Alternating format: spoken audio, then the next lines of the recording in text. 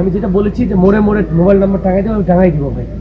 আমি যেটা বলছি এটা করবো, আমার সামর্থ্য যা আছে আমি আপনাদের জন্য কাজ করবো, এটাই বলতে পারি যে আমি আপনাদের সাথে বেইমানি করবো না। আপনাদের সন্তান হিসেবে, নেতা তো পরের কথা, আমি আপনার সন্তান হিসেবে কাজ করতে চাই। তো আপনারা আমাদের দোয়া করবেন, আমি আমাদের কাজ করতে পারি। বিষয় জানি না, আমার কাছে মনে হয় না যে ওনারা এগুলো করবে, কারণ যেরকম না যে কোনো জায়গায় ভোট মেরে কেটে নেওয়া হয়েছে, এরকম বরং কোথাও ভোট কেউ পায় নাই, পাইছে।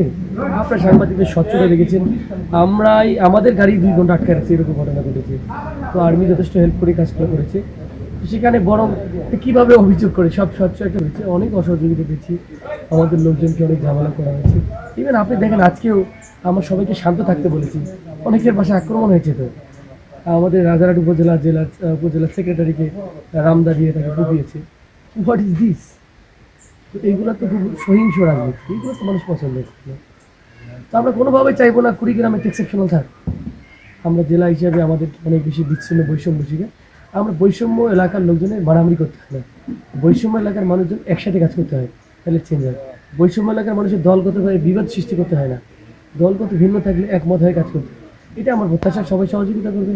আমি সবার সাথে পরামর্শ করবো। সোহেল ভাই বলেন, পরির সাহেব বলেন, হাত পাকা বলেন, জামাত সবার সাথে পরামর্শ করে কাজ করলে সমস্যা আছে। So I will invite them. বড় বিগ ইস্যু আসলে আমরা একসাথে বসে সিদ্ধান্ত নিব। আমার তো ভাই দলীয় এজেন্ডা বাস্তবায়ন করা দরকার, আমার কুড়িগ্রাম এজেন্ডা বাস্তবায়ন করা দরকার। So that is my mission. So এটা যদি তারা যদি বিরোধিতা করে, তারা বোঝো তারা কুড়িগ্রাম বিরোধিতা করতেছে। আমার সাথে তো রাজনৈতিক বিরোধিতা থাকতে পারে, আন্ডারস্ট্যান্ডিং, তো তার সাথে আমার কুড়িগ্রাম উন্নয়নের বিরোধী থাকতে পারে না। এটাই আমার কথা। আমি তো কোনো জায়গায় গালি দিয়ে কথা বলি না, কেউ বলতে পারবে। মানুষের আকাঙ্ক্ষা পূরণ করার জন্য লোক খুঁজে বেড়াচ্ছিলেন, যারা তাদের অধিকার বঞ্চিত মানুষজন সবসময় একটা তাদের পক্ষের লোক খোঁজে।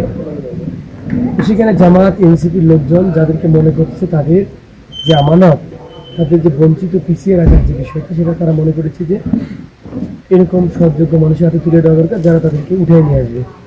সেই জায়গা থেকে ইসলামপন্থী মানুষকে মানুষ পছন্দ করেছে এবং চুজ করেছে। সারা দেশে কিন্তু প্রচুর পরিমাণ ভোট পেয়েছি আমরা, এটা বলতে পারবো না শুধুমাত্র জামাত বা এনসিপির জোট বা জামাত জোট রংপুরে বেশি পেয়েছে। সারা দেশে কিন্তু খুবই ক্লোজ মার্জিন, 2000-1000 ভোটে হারছে, এরকম আছে কিছু।